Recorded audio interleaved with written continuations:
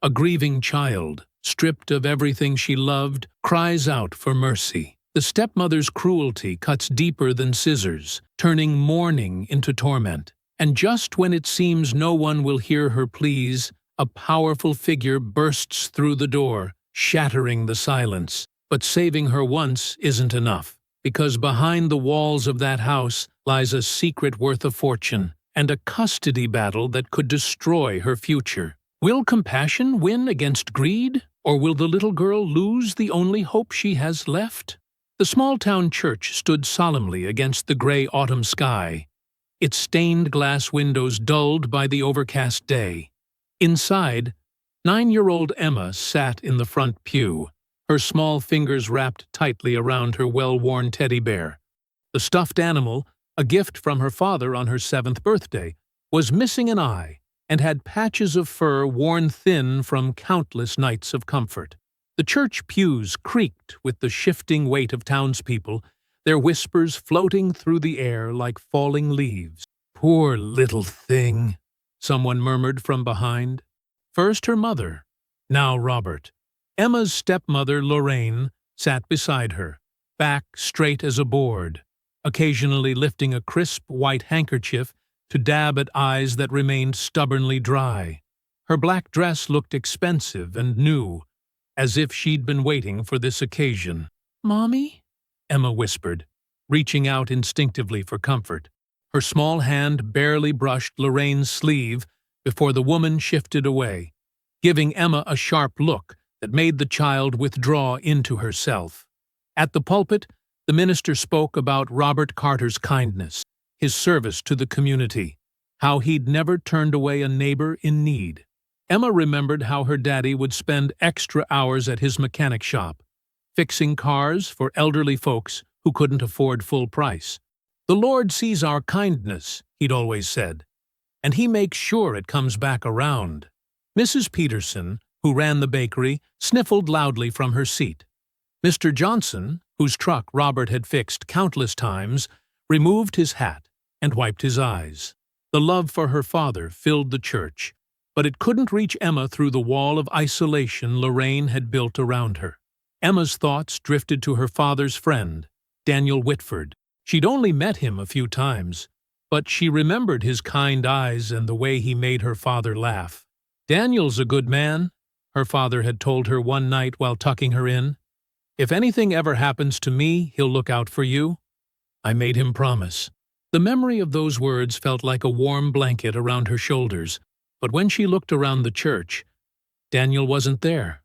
Maybe he didn't know. Maybe he was too far away. Maybe, like so many promises, this one would fade away too. After the service, the congregation moved to the cemetery. The November wind bit through Emma's black coat, a hand-me-down that was slightly too big, as she watched them lower her father's casket into the ground. Her teddy bear caught a few snowflakes on its worn fur. Lorraine stood apart from the crowd, her designer boots sinking slightly into the soft earth. When Emma began to cry, her shoulders shaking with quiet sobs, Lorraine's hand clamped down on her shoulder. "Stop that crying," she hissed, quiet enough that only Emma could hear. "The world doesn't wait for tears, and neither will I." Mrs. Peterson started to approach them, concern evident on her kind face, but Lorraine's icy stare stopped her in her tracks. One by one, the townspeople drifted away, casting uncertain glances back at the little girl who stood alone despite the woman beside her. That night, in their modest 2-story house on Maple Street, Emma lay in her bed, still wearing her black dress because Lorraine hadn't told her to change. The house felt different now, emptier, colder, as if her father's warmth had been the only thing keeping the shadows at bay. Downstairs, Lorraine's heels clicked against the hardwood floors. Doors slammed with sudden violence, making Emma jump each time. Through her window, she could see the garage where her father's tools still hung on the wall, waiting for hands that would never use them again. Emma pulled her teddy bear closer, burying her face in its familiar softness. "Daddy," she whispered into the darkness, her voice trembling. "I'm scared." No answer came except the sound of another door slamming downstairs, and Emma curled tighter around her teddy bear, trying to make herself as small as possible in the growing darkness of her room. The silence that followed felt heavy, like a blanket made of lead, wrapping around the house and muffling everything except the sound of Emma's quiet breathing and her racing heart.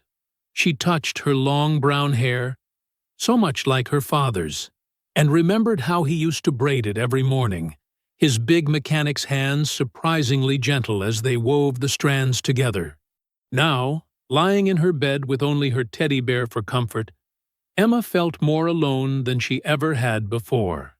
The emptiness of the house pressed in around her, broken only by the occasional angry mutter from Lorraine downstairs or the creak of settling floorboards. Each sound made her flinch, each shadow seemed to grow longer, and the night stretched endlessly ahead. The next morning arrived with hesitant rays of sunlight struggling to pierce the heavy curtains in Emma's room. She was already awake, having barely slept, when her bedroom door suddenly banged against the wall. Lorraine stood in the doorway, her silk robe pulled tight around her waist, lips pressed into a thin line. "Get up and earn your keep," Lorraine snapped, flicking on the harsh overhead light. "This isn't a hotel." Emma scrambled out of bed, still wearing yesterday's funeral dress, now wrinkled from sleep.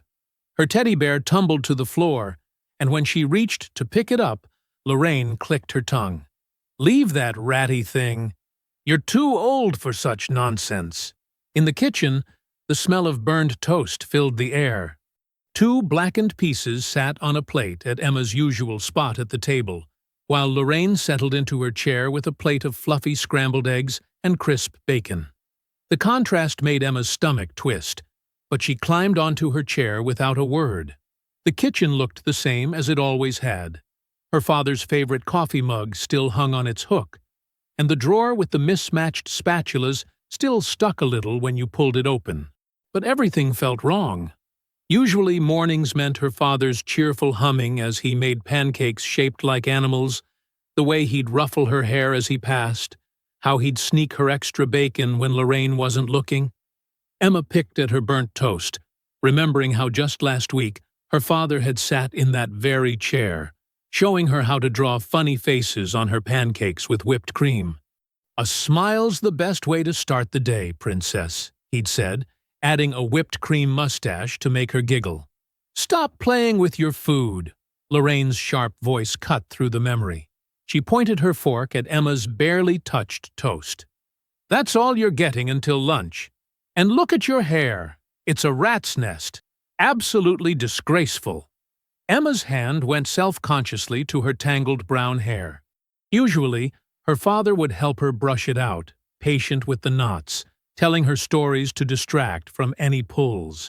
"After breakfast, you'll clean this house from top to bottom," Lorraine declared, cutting her eggs into precise squares. "The living room needs dusting, the bathroom needs scrubbing, and don't forget to vacuum the stairs." Emma swallowed hard, gathering her courage. "But what about school?" Her voice came out barely above a whisper.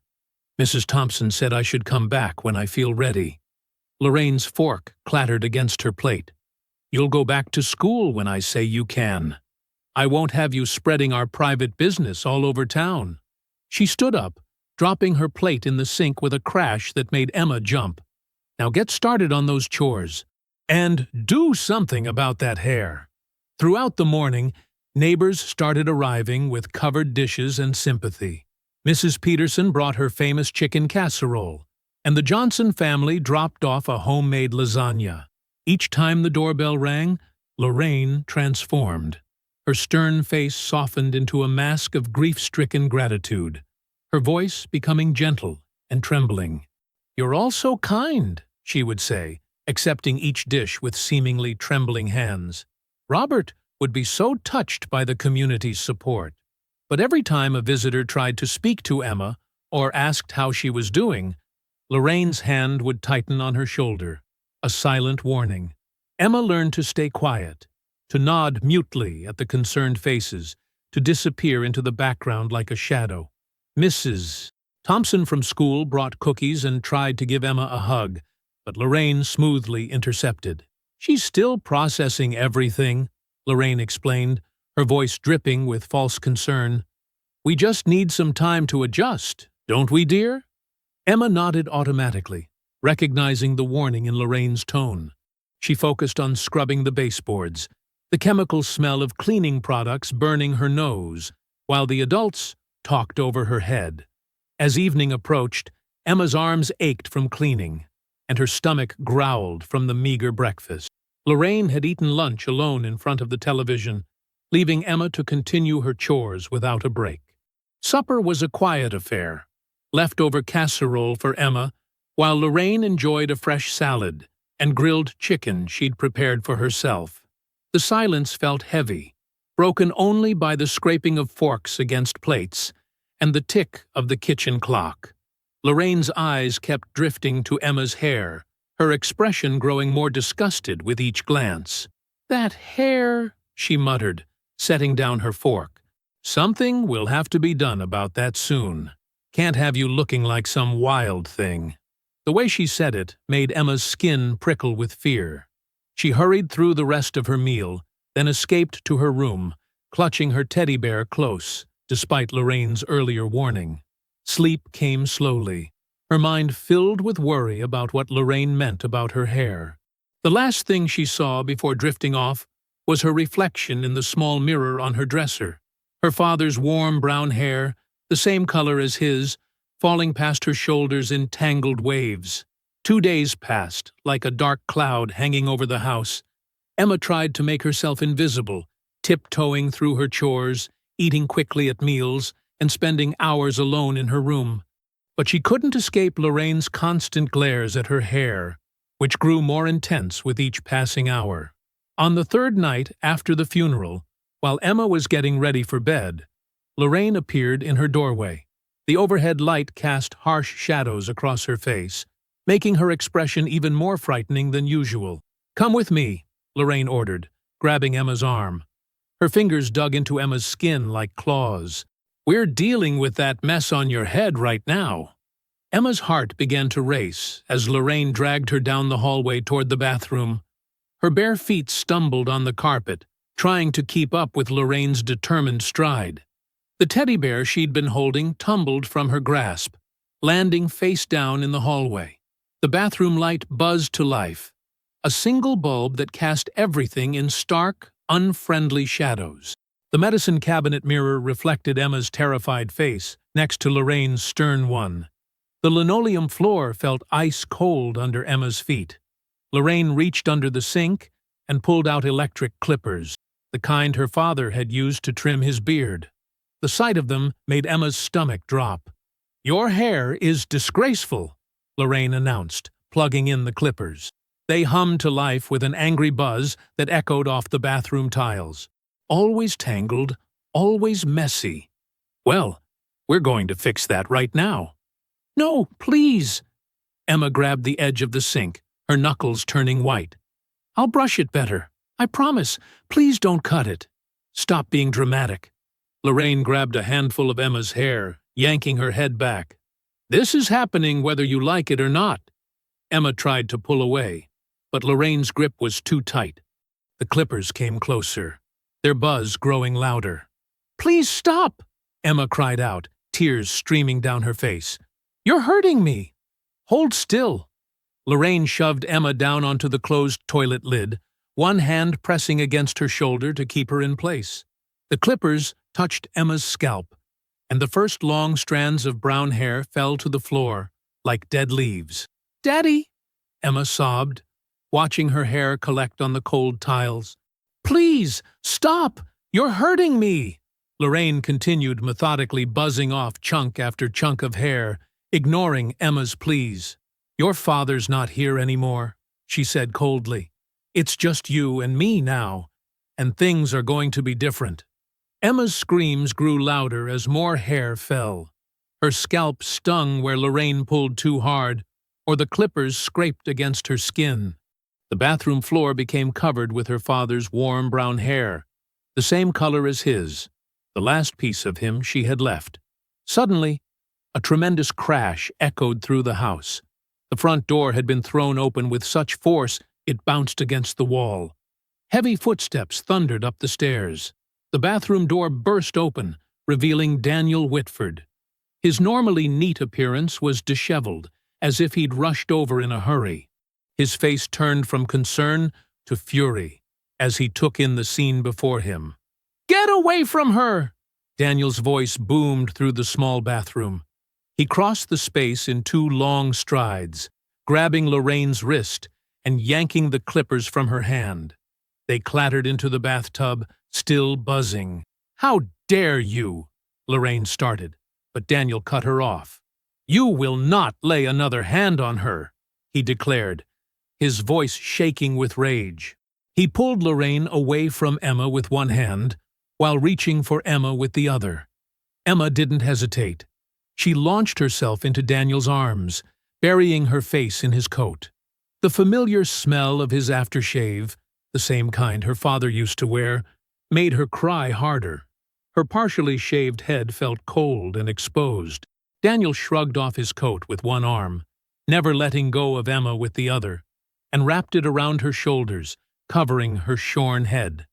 Emma clutched the fabric, trembling against his chest as tears soaked into his shirt. "This is none of your business," Lorraine hissed, smoothing her clothes as if trying to regain her dignity. "She's my stepdaughter, and I am Robert's oldest friend," Daniel cut in, his voice low and dangerous. "I made him a promise to protect his daughter if anything happened to him. I've failed her once by not coming sooner. I will not fail her again." Emma pressed closer to Daniel, feeling his arms tighten protectively around her. Through her tears, she could see chunks of her hair scattered across the bathroom floor, looking like fallen autumn leaves on the white tiles. Sunlight streamed through tall windows, painting warm squares across the plush carpet. Emma blinked awake slowly, momentarily confused by the unfamiliar surroundings. The bed was bigger than any she'd ever slept in, with soft cotton sheets and a thick quilted comforter. Her teddy bear, which Daniel had remembered to grab from the hallway, rested beside her on the pillow. The events of last night came flooding back, but here, in this peaceful room, they felt distant, like a bad dream. A gentle knock at the door made her sit up straight. "Emma? Are you awake?" Daniel's voice was soft and careful. "Breakfast is ready whenever you'd like to come down." The smell of pancakes and maple syrup wafted under the door. Emma's stomach growled. She couldn't remember the last time she'd had a proper breakfast. "I'm awake," she called out, her voice still scratchy from crying. "There are some clothes in the dresser," Daniel said. "Mrs. Peterson, my housekeeper, picked them up early this morning. Take your time getting ready." Emma found new clothes that fit perfectly in the oak dresser: jeans, soft sweaters, and even new shoes. After washing up in the connecting bathroom, where she carefully avoided looking in the mirror, she made her way downstairs.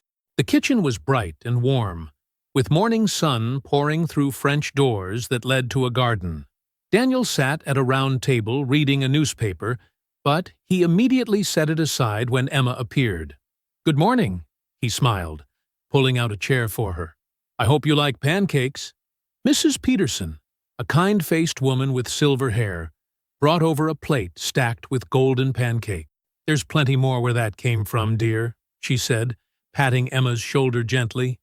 "And fresh strawberries, too, if you'd like." Emma hadn't felt hungry in days, but now her stomach rumbled at the sight of food. She took small, careful bites at first, then larger ones as Daniel chatted about simple things: the weather, the garden outside, a funny story about his old cat who liked to sleep in flower pots. "Emma," Daniel said finally, his voice growing serious but gentle, "I want you to know something. You're safe here. What happened last night, that will never happen again. I promise you that." Emma's fork paused halfway to her mouth. "But, Lorraine—" "Don't worry about her," Daniel said firmly. "I've already spoken with my lawyer this morning. We're going to make sure you're protected." After breakfast, Daniel gave her a tour of the house.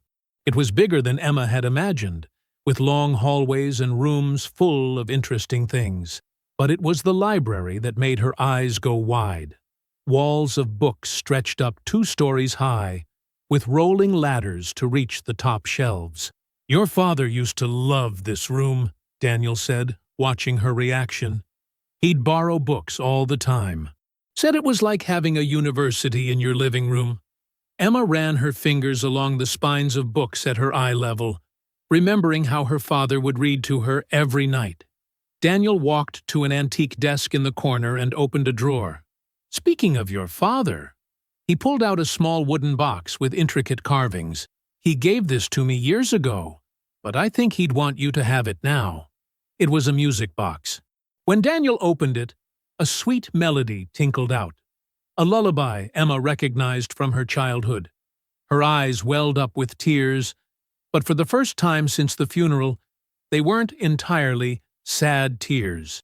The peaceful moment was shattered by the sound of the front door banging open. Angry footsteps echoed through the house, followed by Mrs. Peterson's protests. "Sir, you can't just barge in here." Lorraine's voice cut through the air like a knife. "Where is she? Where's Emma?" Daniel moved protectively in front of Emma as Lorraine appeared in the library doorway, a thin man in an expensive suit right behind her. Emma instinctively grabbed the back of Daniel's sweater, hiding behind him. "This is completely illegal," the thin man announced, straightening his tie. "You can't simply take a child from their legal guardian." "I can, when that guardian is abusing her." Daniel's voice was steel. "Or did you not notice what she did to Emma's hair last night?" "A haircut is hardly abuse," Lorraine scoffed. "I'm her stepmother. I have every right." "You have no right to terrorize a child who just lost her father." Daniel's voice rose, making Emma flinch. He immediately softened his tone. "Emma, why don't you go find Mrs. Peterson? I need to speak with these people alone." Emma hesitated, not wanting to leave Daniel's side. But his gentle smile reassured her, and she slipped past Lorraine without looking at her, clutching the music box to her chest. From the kitchen, Emma could hear raised voices from the library. Mrs. Peterson tried to distract her by showing her how to make hot chocolate, but Emma still caught pieces of the argument. "I'll take this to court if I have to," Daniel was saying. "Oh, you will." Lorraine's voice dripped with satisfaction. "And you'll lose. Because what you don't know is that Robert left behind a trust fund for Emma's care and education. A very substantial one. But there's one little catch. It only becomes available if Emma remains in my household." Emma's hands tightened around her mug of hot chocolate as Lorraine's footsteps clicked toward the front door. Before leaving, her stepmother's voice carried one last time. "So you see, Mr. Whitford, this isn't over. Not by a long shot." Emma looked up to find Daniel standing in the kitchen doorway, their eyes meeting in shared understanding. This morning's peace had been just a brief respite. The real battle was only beginning. The morning sun painted Daniel's estate in soft golden light as Emma opened her eyes. Birds chirped cheerfully outside her window, a sound she hadn't noticed yesterday in all the chaos. A gentle knock came at her door. "Good morning, Emma," Daniel called softly. "Would you like to see the grounds after breakfast? It's a beautiful day for a walk." Emma changed into one of her new outfits, a warm sweater and comfortable jeans. Her hand automatically went to brush her hair before remembering there wasn't much left. She swallowed hard and pulled on a soft knit cap Mrs. Peterson had given her. Breakfast was warm oatmeal with honey and fresh berries. Daniel sat across from her, reading glasses perched on his nose as he skimmed the morning paper. It felt normal, safe. "Ready for the grand tour?" Daniel asked when they'd finished eating. He held out his hand, and after a moment's hesitation, Emma took it. The estate grounds were bigger than Emma had imagined. Neat gravel paths wound through carefully tended gardens where late autumn flowers still bloomed. The morning air was crisp but not cold, and the sound of their footsteps mingled with bird song. "These are the rose gardens," Daniel explained, leading her past beds of bushes still holding on to their last blooms. Your father helped me plant some of these, actually. He had quite the green thumb, though he'd never admit it. Emma touched a pale pink petal gently. Daddy liked working with his hands, she said softly. It was the first time she'd spoken about him since the funeral. Daniel squeezed her hand. That he did. Come on, there's more to see. They walked past a small stable where 2 horses dozed in the morning sun. Do you like horses? Daniel asked. When Emma nodded shyly, he smiled. Maybe we can arrange some riding lessons if you'd like. Behind the main house stood a smaller building with large windows. This is my charity office, Daniel explained, unlocking the door. Inside, shelves lined the walls, filled with food, clothing, and supplies. We run donation drives for families in need. As they explored the office, a cheerful voice called from the doorway. Daniel, we brought those extra blankets you asked for. 2 women stood there, arms full of packages. The older one had silver hair and kind eyes, while the younger wore a bright floral dress. Martha, Sarah, perfect timing, Daniel smiled.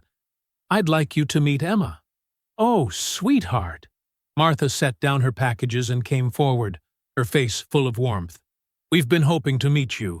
We're from Daniel's church. Sarah joined them, her smile equally welcoming. Would you like to help us sort these donations? We're preparing care packages for families who need them. Emma looked up at Daniel, who nodded encouragingly. Soon she was helping Martha and Sarah fold blankets and organize canned goods. They chatted easily, including her in their conversation without pushing her to talk. You have such a gentle touch with the baby clothes, Martha commented as Emma carefully folded tiny onesies. You'll be a wonderful helper here. More church members arrived throughout the morning, each greeting Emma with the same warmth. No one stared at her cap or asked difficult questions. They simply welcomed her into their circle, showing her how to pack boxes and label donations. By lunchtime, Emma's cheeks hurt from smiling. She hadn't realized she'd been doing it so much. Mrs. Peterson brought sandwiches and lemonade, and everyone sat in a circle, sharing stories and gentle laughter. That evening, after a quiet dinner, Daniel led Emma to the library. A fire crackled in the fireplace, and 2 comfortable chairs had been pulled close. I thought you might like to hear some stories about your father, Daniel said, settling into one of the chairs. Emma curled up in the other one, hugging her teddy bear. Did you know your father once tried to teach me how to change a car's oil? Daniel chuckled. I was wearing my best suit, and well, let's just say that suit was never the same. Emma giggled despite herself. Daniel's eyes twinkled as he continued. He never let me live that down. Every time I came to his garage after that, he'd say, better check if you're wearing anything expensive first. More stories followed. Tales of her father's kindness, his humor, the way he would help anyone in need without expecting anything in return. Emma found herself laughing at some stories and wiping tears at others, but they were gentle tears, not the painful ones she'd been crying lately. When Emma's eyes began to droop, Daniel walked her to her room. Mrs. Peterson had turned down the bed and left a small nightlight glowing softly. Sleep well, Emma, Daniel said, patting her shoulder gently. Tomorrow's another day. Emma climbed into bed, hugging her teddy bear close. The house settled around her with comfortable creaks and sighs, so different from the fearful silence of Lorraine's house. Through her partially open door, she could see light spilling from Daniel's study across the hall. As sleep began to claim her, Emma whispered to her teddy bear, "Maybe I'm not alone anymore."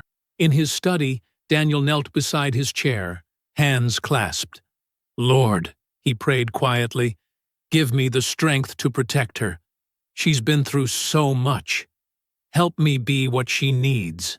The morning started peacefully enough. Emma sat at the breakfast table, carefully spreading jam on her toast, while Daniel read his morning correspondence.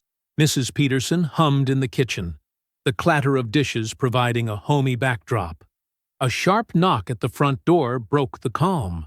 Daniel looked up from his coffee as Jenkins, his butler, accepted a thick manila envelope from a courier. The man's crisp uniform and official demeanor made Emma's stomach tighten. Something about him reminded her of the people at her father's funeral. "Thank you, Jenkins," Daniel said, taking the envelope. His weathered fingers hesitated for just a moment before breaking the seal. As he read, his face grew darker, like storm clouds gathering. Emma's toast suddenly felt dry in her mouth. She watched Daniel's eyes scan the document once, twice, 3 times. Finally, he set it down and removed his reading glasses, pinching the bridge of his nose. "Mrs. Peterson," he called, his voice carefully controlled. "Would you mind helping Emma get ready? We need to visit Mr. Harper's office this morning." In the car, Emma sat quietly in the back seat, her teddy bear clutched close. Daniel kept glancing at her in the rearview mirror, offering small smiles that didn't quite reach his eyes. The drive into town felt longer than usual. Mr. Harper's law office occupied the second floor of an old brick building downtown. His secretary, a kind-faced woman named Gloria, immediately ushered them into a wood-paneled conference room that smelled of leather and coffee. "Daniel," Mr. Harper greeted, rising from behind his large desk. He was a tall man with salt-and-pepper hair and wire-rimmed glasses. His eyes softened when he saw Emma. "And this must be Emma. Would you like some hot chocolate while we talk?" Emma nodded shyly. Once Gloria had brought her a steaming mug, Mr. Harper settled into his chair and accepted the envelope from Daniel.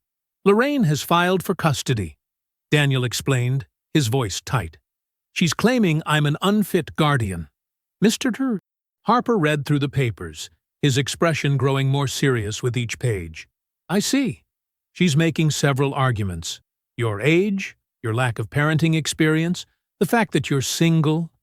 Emma tried to make herself smaller in her chair, pretending to focus on her hot chocolate while the adults talked. But their words reached her anyway, each one making her heart beat faster. "She's the legal stepmother," Mr. Harper continued, removing his glasses. "That gives her certain rights in the eyes of the court. And she's painting quite a picture here, claiming you essentially kidnapped Emma from her home." "That's not true!" Emma burst out, unable to help herself. Both men turned to look at her, and she shrank back, her voice dropping to a whisper. "He saved me." Daniel reached over and squeezed her hand. "Could you wait outside with Gloria for a few minutes, sweetheart? We need to discuss some legal matters." Emma nodded and slipped out. But instead of going to Gloria's desk, she lingered by the door, which hadn't quite closed. Through the crack, she could hear their continued conversation. "Daniel, I won't sugarcoat this. It's going to be an uphill battle," Mr. Harper was saying. "Courts generally prefer to keep children with family members, and legally, Lorraine qualifies. Your wealth and resources will help, but she's cruel to Emma." Daniel's voice was sharp. "You should have seen what she did to her hair, how she treated her after Robert's death. We'll need more than that. We need documentation, witnesses willing to testify." And even then, Emma didn't want to hear more. She moved to Gloria's desk, where the secretary kindly showed her a drawer full of colored papers and markers, but her hands trembled too much to draw properly. When they left the office, Emma noticed people on the street watching them. Mrs. Baker, who owned the flower shop, quickly looked away when Emma caught her eye. 2 women outside the grocery store whispered behind their hands as Daniel helped Emma into the car. "Did you hear?" One woman's voice carried across the street. "Lorraine says he just took that poor girl." "Well, I heard." Daniel closed the car door firmly, shutting out their voices. But as they drove home, Emma saw more looks, more whispers. It seemed the whole town was talking about them. That evening, dinner was quieter than usual. Mrs. Peterson had made Emma's favorite mac and cheese, but she just pushed it around her plate. Daniel wasn't eating much either. The grandfather clock in the hall ticked loudly in the silence. Emma gathered her courage and finally asked the question that had been burning in her throat all day. "Do I have to go back to her?" Daniel set down his fork. For a long moment, he just looked at her, His eyes filled with a warmth that reminded her of her father. "I won't let that happen," he said firmly. But Emma saw it, just a tiny flicker in his eyes, a moment of doubt that he couldn't quite hide. It made her stomach twist into knots. She nodded anyway, trying to believe him. The mac and cheese grew cold on their plates as they sat there. Two people against what felt like the whole world, trying to convince themselves that everything would be okay. The morning light filtered through the stained glass windows of St. Matthew's Church, casting rainbow patterns across the worn wooden pews. Emma hesitated at the entrance to the choir room, one hand automatically going to her nearly bare scalp. Daniel gave her shoulder a gentle squeeze. "Good morning," a cheerful voice called out. Mrs. Andrews, the choir director, approached them with a warm smile that crinkled the corners of her eyes. She was a plump woman in her 50s, wearing a flowing floral dress and a kind expression. "You must be Emma. Daniel told me you might join us today." Emma half hid behind Daniel, but managed a small nod. The other choir members, mostly adults, and a few teenagers, were arranging their sheet music and chattering among themselves. Some glanced curiously in her direction. "Come on, dear," Mrs. Andrews extended her hand. "Let's find you a spot. Do you know what part you sing?" I don't know," Emma whispered. "Daddy and I used to sing together, but—" "That's perfectly fine," Mrs. Andrews said soothingly. "We'll figure it out together. Why don't you stand next to Sarah here? She's got a lovely alto voice and can help guide you." Sarah, a teenage girl with bright red hair, smiled and patted the space next to her. Emma looked back at Daniel, who had settled into a chair near the piano. He gave her an encouraging nod. "All right, everyone," Mrs. Andrews called out, moving to the piano. "Let's warm up with our scales." As they began their vocal exercises, Emma's voice was barely audible. She kept her eyes fixed on the floor, conscious of her exposed head. But as the warm-ups continued, something began to change. The familiar patterns of notes, the way the voices blended together. It reminded her of Sunday mornings with her father, singing hymns in the kitchen while he made pancakes.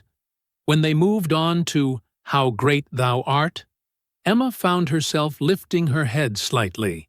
Her voice grew stronger, clearer. The pure, sweet sound rose above the other voices, carrying the melody like a bell through still air. Mrs. Andrews's fingers faltered on the piano keys. Several choir members turned to look. Even Daniel sat up straighter in his chair. "Emma," Mrs. Andrews said softly when the song ended, That was beautiful. Would you be willing to try a solo part?" Emma's hands twisted in her shirt. "I don't know." "Just try, dear. Here, let's do Amazing Grace. Everyone knows that one."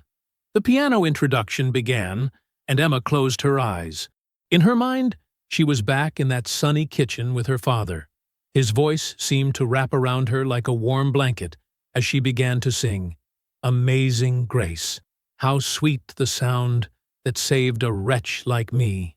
Her voice, though small, filled the room with crystal clarity. There was a purity to it that made several choir members wipe their eyes. Daniel sat motionless, his expression full of wonder and pride. When the last note faded, there was complete silence. Then Mrs. Andrews stood up from the piano, her eyes shining.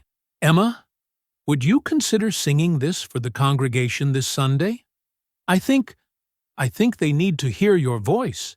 Emma looked at Daniel, who nodded encouragingly. "Okay," she whispered. The rest of the week flew by in a blur of practice sessions. Sarah helped Emma learn proper breathing techniques, while Mrs. Andrews worked with her on projection and timing. By Sunday morning, Emma's nervousness had transformed into quiet determination. The church was packed for the service. Emma stood at the front, wearing a pretty blue dress Daniel had bought her. Her shaved head, which had been a source of shame, somehow didn't seem to matter as much anymore. As the piano introduction began, Emma found Daniel's face in the congregation. He smiled, and suddenly she felt stronger. Her voice rose, clear, and true. Amazing grace! How sweet the sound that saved a wretch like me. I once was lost, but now am found, was blind, but now I see. The congregation sat spellbound. Mrs. Baker from the flower shop dabbed at her eyes with a handkerchief. The town doctor's wife reached for her husband's hand. Even Reverend Thompson seemed moved. His usual stern expression softened. When Emma finished, there was a moment of profound silence before the applause began. It wasn't the polite, measured clapping usually heard in church, but genuine, heartfelt appreciation that filled the sanctuary. Later that evening, as Daniel tucked Emma into bed, she grabbed his hand. "Thank you," she said simply. "For what, sweetheart?" "For helping me be brave today." Daniel smiled and kissed her forehead.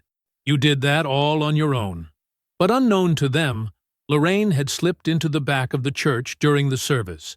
She had watched the performance with narrowed eyes, noting how the congregation had embraced Emma, how Daniel beamed with fatherly pride. Her perfectly manicured nails had dug into the wooden pew as she made a silent vow to destroy this newfound happiness. The marble steps of the county courthouse loomed before them, cold and imposing in the morning light. Emma's small hand gripped Daniel's tightly as they climbed toward the heavy wooden doors. She wore a borrowed navy blue dress from Sarah, the choir girl, and though her head was still nearly bare from Lorraine's cruelty, she held it higher than she had in days.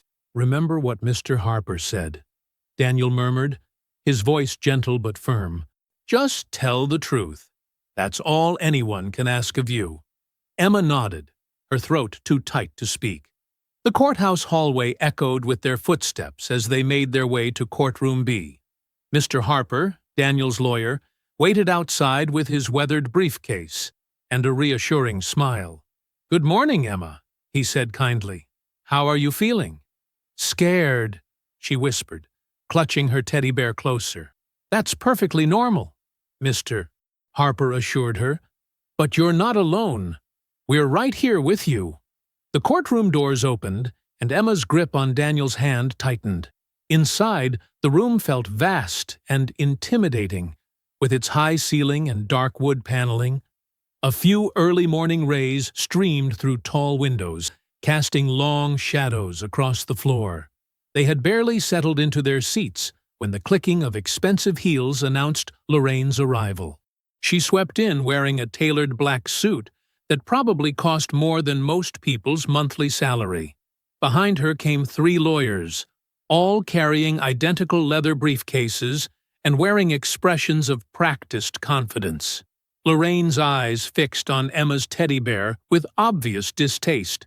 "Still carrying that ratty thing, I see," she said loud enough for them to hear. Emma hugged the bear closer, but didn't lower her eyes. Daniel placed a protective hand on her shoulder. "All rise," the bailiff called out as Judge Matthews entered. She was a middle-aged woman with steel-gray hair and reading glasses perched on her nose. After everyone was seated, she surveyed the courtroom with careful attention. "We're here today regarding temporary custody of Emma Carter," she began, her voice clear and measured. "I understand there are competing petitions." Lorraine's lead lawyer stood first, his expensive suit rustling. "Your Honor, my client is Emma's legal stepmother and has been a stable presence in her life. Mr. Whitford, while well-intentioned, has no legal standing. He's an elderly bachelor with no parenting experience who's trying to manipulate a vulnerable child." Emma felt Daniel stiffen beside her, but his face remained calm. "Furthermore," the lawyer continued smoothly, "we have concerns about his motivations. Emma's father left a substantial trust fund that requires her to remain in Mrs. Carter's household. We believe Mr. Whitford's sudden interest may be financially motivated." "That's not true!" Emma burst out, then immediately covered her mouth, eyes wide at her outburst. Judge Matthews looked at her kindly. "It's all right, Emma. You'll have your chance to speak soon." Mr. Harper rose next, his manner less polished but more sincere. "Your Honor, my client has known Emma since she was born. He was her father's closest friend, and has demonstrated nothing but care for her well-being. We have serious concerns about Mrs. Carter's treatment of Emma, including a recent incident where she forcibly shaved Emma's head as punishment. Lorraine's lawyer jumped up. An unfortunate misunderstanding. There was a lice outbreak at school. Emma hasn't been allowed to attend school since her father's death. Daniel spoke up, his deep voice carrying authority even in its quietness. Judge Matthews held up her hand. "Mr. Whitford, would you like to address the court?" Daniel stood slowly, his shoulders straight. "Your Honor, I'm not here for money. I made a promise to Robert, Emma's father, that I would look after his daughter if anything happened to him. Emma needs love, stability, and guidance. I may not be a young man, but I have a home filled with people who care about her. She's already part of our church community. She helps with our charity work. She sings in the choir." His voice softened. "I'm not trying to replace her father. I just want to give her the safe, loving home she deserves." Judge Matthews nodded thoughtfully, then turned to Emma. "Emma, would you come up here, please?" Emma walked to the front, her teddy bear clutched tight against her chest. The judge smiled gently. "Emma, how do you feel when you're staying with Mr. Whitford?" "Safe," Emma said quietly. "He lets me help with his charity work, and he tells me stories about my daddy when they were young. And," she glanced at Lorraine before continuing, "I'm not scared there." "And with Mrs. Carter?" Emma's voice got even smaller. She hurts me sometimes. Not just my hair. She says mean things. She says I'm worthless like my daddy was." Lorraine made a sound of protest, but Judge Matthews silenced her with a look. After a few more questions, the judge sat back, removing her glasses with a sigh. "This is a difficult situation. While I'm concerned about some of what I've heard today, the law is clear about presumptive custody rights. Until we can have a full hearing with character witnesses and proper investigation, I must rule that Emma will remain in Mrs. Carter's custody." "No," Emma whimpered, backing away from the bench. Daniel was on his feet instantly, reaching for her. "Your Honor, please." "I'm sorry, Mr. Whitford. Mrs. Carter is Emma's legal guardian. However," she fixed Lorraine with a stern look, "this is temporary pending further review. Any evidence of mistreatment will be taken very seriously." Lorraine was already moving forward, her painted smile triumphant. "Come along, Emma. Time to go home." Emma threw herself into Daniel's arms, sobbing. He held her tight, his own eyes bright with unshed tears. "I promise I won't give up," he whispered fiercely. "I'll never give up fighting for you." "Please don't let her take me," Emma begged, but Lorraine was already pulling her away. The last thing Daniel saw was Emma's tear-stained face looking back at him as the heavy courtroom doors swung shut.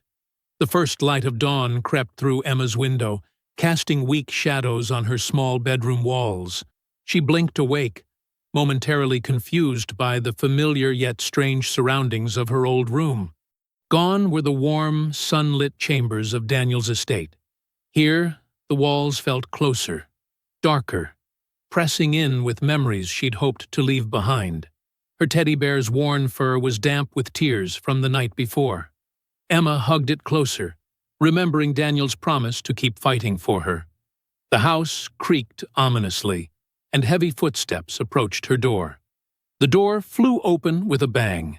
Lorraine stood there, already dressed in an expensive outfit, her face twisted in a familiar scowl. "Get up, you lazy child," she snapped. "Those sheets won't wash themselves. And look at you, still clutching that filthy bear like a baby." Emma sat up slowly, her movements careful and quiet, trying not to provoke Lorraine's temper. But her stepmother wasn't finished. "I want this room spotless in 30 minutes. Then you'll do the kitchen floors. And don't even think about breakfast until everything's done properly." The door slammed shut again. Emma's stomach growled. She hadn't eaten since yesterday's lunch at the courthouse. Silently, she changed into old clothes and began stripping her bed. working as quickly as her small hands could manage. In the kitchen later, while scrubbing the linoleum on her hands and knees, Emma heard Lorraine on the phone in the living room. Her stepmother's voice dripped with false sweetness. "Oh, yes. The judge saw right through that old man's act," Lorraine was saying. "Did you really think Daniel Whitford could take what's mine? The law knows where Emma belongs." She laughed, the sound like breaking glass. "Of course I'm looking after her well-being. She's just learning some valuable life lessons about hard work." Emma's arms ached as she moved the scrub brush in circles. Under her breath, she began humming the hymn she'd sung at church. Amazing Grace. How sweet the sound. The familiar melody gave her strength, just as it had on stage. The mail slot clinked, and envelopes fluttered to the floor. Before Emma could look, Lorraine swooped in, gathering them up. She paused, holding one official-looking envelope, and smiled coldly. "More papers from your precious Daniel?" she mocked, waving the envelope. "Let's see how well these burn in the fireplace. Big, important men like him think they can buy anything they want. But they can't buy the law, can they, Emma?" Emma kept scrubbing, trying to make herself smaller, invisible. But Lorraine wasn't done. "Your father was the same way. Thought he could protect you with his little trust fund games. But he didn't count on me being smarter than him, did he?" She tossed the envelopes into the flames, watching them curl and blacken. "I won the game, little girl. The sooner you accept that, the better." The day dragged on endlessly. Every time Emma finished one task, Lorraine found 3 more. Her knees were raw from kneeling, her hands red from harsh cleaning products.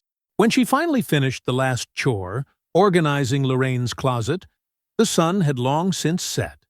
"I suppose you can eat now," Lorraine said, barely glancing up from her magazine.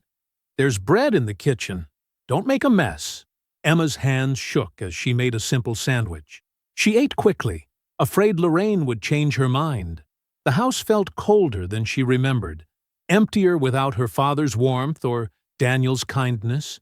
Back in her room, Emma changed into her nightgown and crawled into bed. Her muscles ached, and her heart felt heavy. She pulled her teddy bear close, burying her face in its familiar softness. "Please let Daniel come back," she whispered into the darkness. "Please don't forget about me." The only answer was the sound of Lorraine's television downstairs and the distant ticking of the hallway clock, counting down the endless minutes of another lonely night. Daniel paced the halls of his estate, his footsteps echoing against the wooden floors. Every room felt empty without Emma's presence. Her half-finished drawing still lay on the kitchen table, colored pencils scattered, just as she'd left them. The sight made his heart ache. He paused at his study door, running a hand through his silver hair. Sleep had eluded him since the court's decision. Dark circles shadowed his eyes, but determination kept him moving. He couldn't rest, not while Emma suffered under Lorraine's cruel hand. "There has to be something," he muttered, pulling out another box of Robert's belongings. These items were all he had left of his old friend. A few photographs, some worn work clothes, and Robert's trusted toolbox. The toolbox sat heavy in Daniel's hands, its red paint chipped and faded from years of honest work. Robert had carried it everywhere, fixing neighbors' cars often without charging a dime. Daniel smiled at the memory, remembering how Robert would let little Emma hand him wrenches while he worked. "What am I missing, old friend?" Daniel whispered, carefully opening the box. The familiar smell of oil and metal filled the air. He began removing tools one by one, searching for anything that might help. A clue, a document, anything Robert might have left behind. Beneath the socket wrench set, something caught his eye.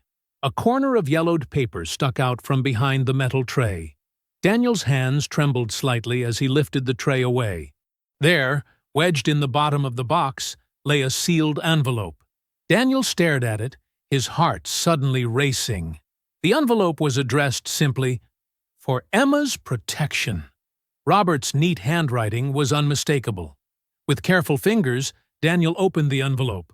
Inside, he found several pages of legal documents, topped with a handwritten letter. His eyes widened as he read, "To whom it may concern, I, Robert Carter, being of sound mind, hereby designate Daniel Whitford as the legal guardian of my daughter, Emma Carter, in the event of my death. I make this decision with full awareness and trust in Daniel's character, knowing he will provide the loving home Emma deserves." This document supersedes any other arrangements and specifically excludes my current wife, Lorraine Carter, from guardianship rights. Daniel's hands shook as he read the detailed legal provisions that followed. Robert had thought of everything, even including reasons why Lorraine should not have custody. The document was properly signed and notarized, dated just 2 months before Robert's death. "My God, Robert," Daniel whispered. "You knew. You were trying to protect her all along." He grabbed his phone, dialing Mr. Harper's number with urgent fingers. The lawyer answered on the second ring. "Harper, I need you at the estate immediately. I've found something. Something that changes everything." 20 minutes later, Mr. Harper sat at Daniel's desk, examining the documents with practiced eyes. His usual calm demeanor gave way to growing excitement as he turned each page. "This is exactly what we need," Harper said, looking up at Daniel. "These documents are legally binding. Robert clearly stated his wishes and had them properly witnessed. The trust fund provisions are here too, specifically directing that Emma's inheritance should be managed by you, not Lorraine. Can we act on this immediately?" Daniel asked, leaning forward in his chair. Harper nodded, already reaching for his briefcase. "I'll file an emergency petition first thing in the morning. The judge will have to review this new evidence." He paused, studying Daniel's anxious expression. "This is strong, Daniel. Very strong." Daniel stood, unable to contain his energy. "I want to go tonight. Right now. Emma's been with that woman for 2 days already." "The courts are closed," Harper reminded him gently. "But first thing tomorrow, we'll—" "No," Daniel interrupted, grabbing his car keys. "I'm at least going to drive by the house. I need to know Emma's okay." He carefully folded the letter, tucking it into his jacket pocket. "Have everything ready for morning." Harper recognized the look in Daniel's eyes, the same determination that had built charitable foundations and changed countless lives. He nodded, gathering the documents. "I'll start working on the petition now. Drive carefully, Daniel." Daniel barely heard him, already striding toward the door. The letter felt warm against his chest, like a beacon of hope. He slid behind the wheel of his car, the engine purring to life in the quiet night. As he pulled onto the dark road leading to town, Daniel's hand pressed against his jacket pocket, feeling the precious paper within.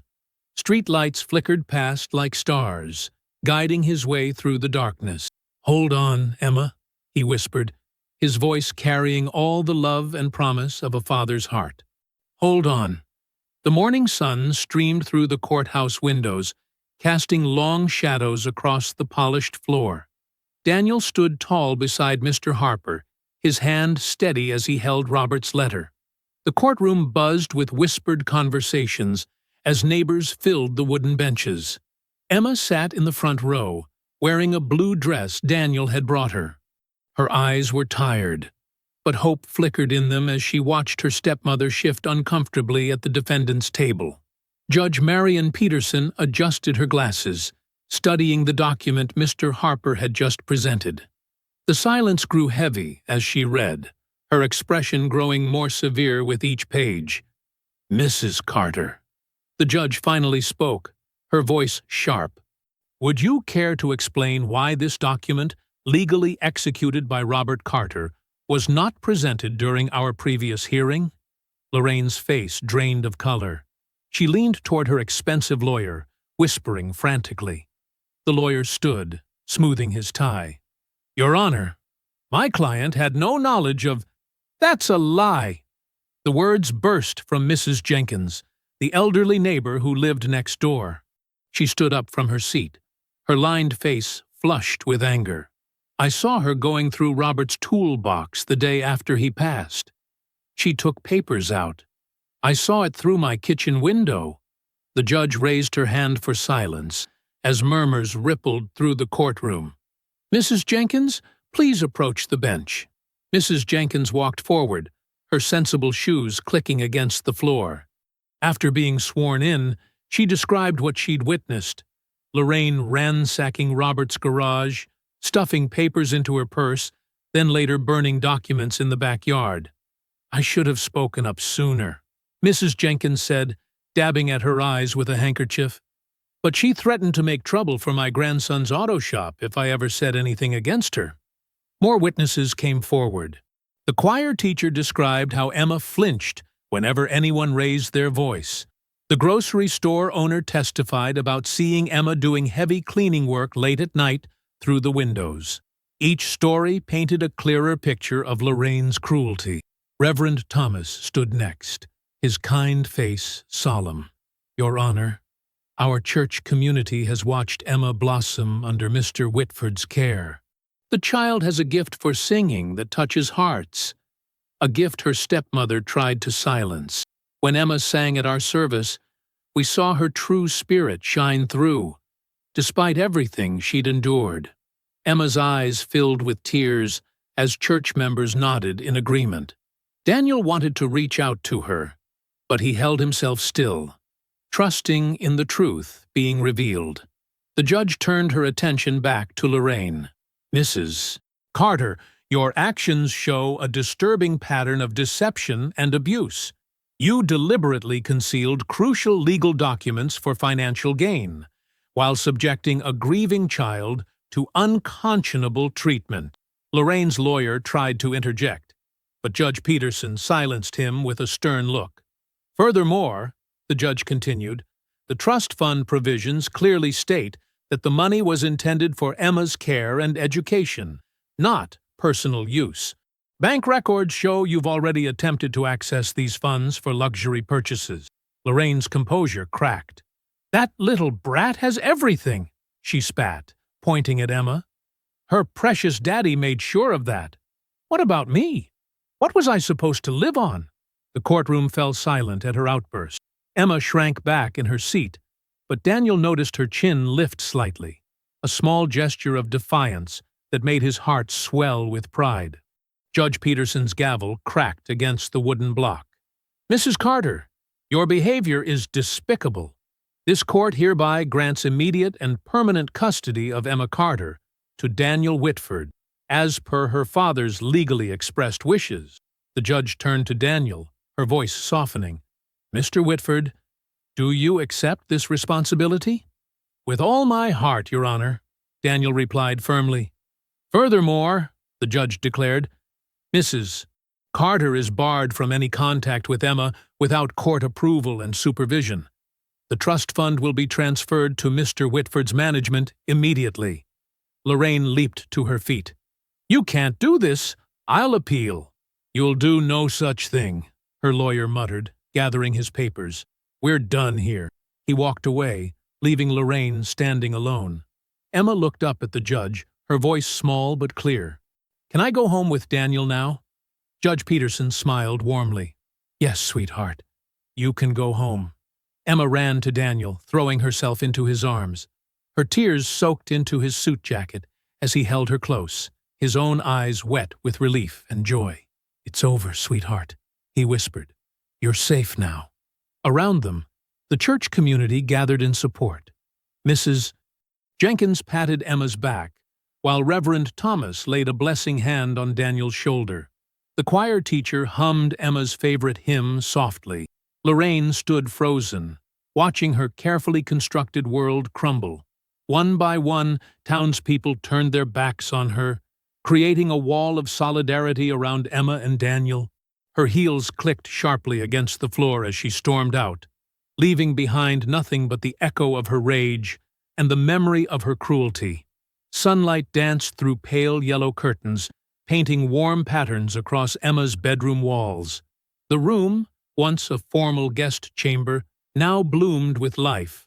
Walls freshly painted in sunshine colors, shelves lined with books, and her father's photos smiling from the bedside table. Her teddy bear sat proudly against pillows covered in tiny flowers. Emma stretched and touched her hair. Soft, dark curls were finally growing back, reaching just below her ears. In the mirror, she saw a different girl than the one who had stood trembling at her father's funeral months ago. Her eyes were brighter now. Her smile came easier. She carefully laid out her new dress, powder blue with white flowers along the hem. Daniel had helped her pick it out especially for today's charity event at the church. As she dressed, she hummed the hymn she would sing later, her voice clear and confident in the morning quiet. "Emma?" Daniel's gentle knock came at her door. "Breakfast is ready, sweetheart." In the sunny kitchen, Mrs. Cooper, their cook, had prepared French toast with fresh strawberries, Emma's favorite. Daniel sat with her, reviewing plans for the afternoon's events between bites. "The children from St. Mary's Orphanage will arrive at 2, he explained, passing her the syrup. "I thought you might help them feel welcome, since you know what it's like to be new somewhere." Emma nodded, carefully cutting her French toast. "I can show them where everything is, and maybe we could sing together?" Daniel's eyes crinkled with pride. "That's my girl, always thinking of others." After breakfast, they drove to the church hall. The morning air was crisp and sweet with spring. Through the car window, Emma watched familiar faces wave. Mrs. Jenkins tending her garden, Reverend Thomas posting the church bulletin, the grocery store owner sweeping his sidewalk. This was home now. Truly home. The church hall buzzed with activity. Volunteers hung streamers and arranged tables while children darted between their legs. Emma spotted her choir teacher, Miss Sarah, setting up the piano.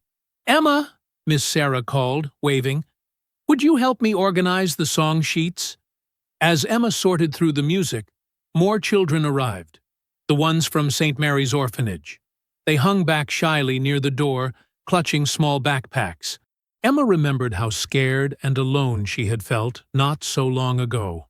Setting down the papers, she walked over to them. "Hi, I'm Emma. Would you like to help us decorate?" A small girl with braids looked up hopefully. "Really? We can help." "Of course." Emma led them to a table covered in craft supplies. "We're making welcome banners. And later, we're all going to sing together." The children's faces lit up as Emma showed them how to cut paper flowers and paint cheerful messages. Soon, laughter filled the hall as they worked together. Daniel moved among the tables, offering encouragement and helping little hands with scissors and glue. Mrs. Jenkins arrived with a tray of cookies, and Reverend Thomas taught the children a silly song that had them giggling.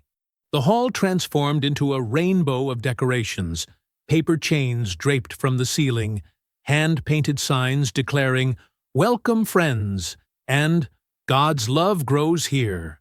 When it came time for the music program, Emma stood before the crowd without fear.